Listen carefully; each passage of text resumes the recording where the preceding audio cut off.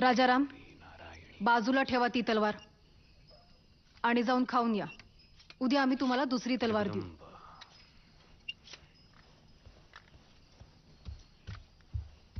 उद्या राज्याभिषेक समय आमच्या शेजारी युवराज म्हणून कोण बसेल?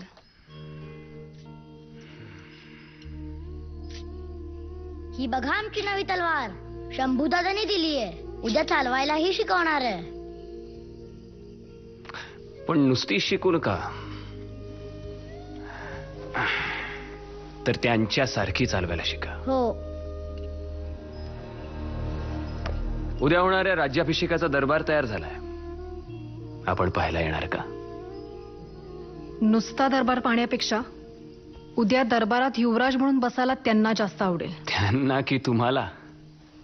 हो, आम्हाला शंभूराजे तुमच्याकडे आई म्हणून बघतात. तुम्ही तसंच वागा, त्यांच्या आईसारखं.